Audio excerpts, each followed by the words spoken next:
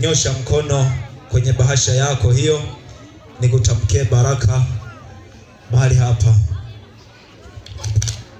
Baba yetu uketie mahali pasiri palipoinuka, tuna kila sababu Bwana za kusema asante kwa sababu ya wajoli wako ambao wametuona tumefika mahali hapa, wakasema hapana, tunahitaji baraka zao.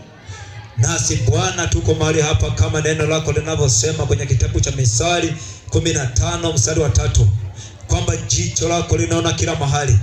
Kila mmoja aliyefika mahali hapa, aliyenyosha mkono wake kwa sababu ya kusapoti, kwa sababu ya kutoa kile alichokuwa nacho, Baba ukaitazame sadaka hii kama ulivyoisikia sadaka ya Kornelio ikinena mbele zako.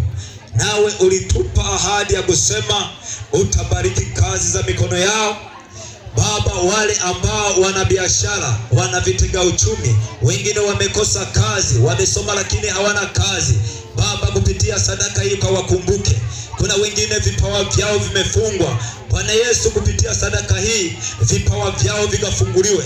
Kuna wengine ni matasa, Yesu kupitia sadaka hii Bwana ikanene mbele zako ukawafungue, maana wewe ni Bwana usiyeshindwa. Umesema kuna neno gumu linalokushinda wewe, ukasema tazama wewe ni Mungu wa wote wenye mwili, hakuna neno gumu la kukushinda wewe. Bwana Yesu ukabariki mashamba yao, ukabariki familia zao, ukabariki majumba yao, ukabariki kila ambacho wanachokifanya.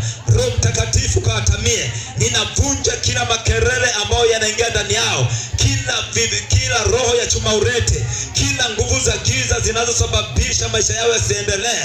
Baba, ninaharibu roho ya chuma urete. Kila wanapotafuta Bwana, adui anakuja kuchukua. Ninaharibu na kusambaratisha kwa jina la Yesu. Roho Mtakatifu unawaona wamekuwa waaminifu kwako Bwana wa majeshi. Ninaachilia baraka zako ndani yao. Kila mwenye pumzi aseme amen. Haleluya.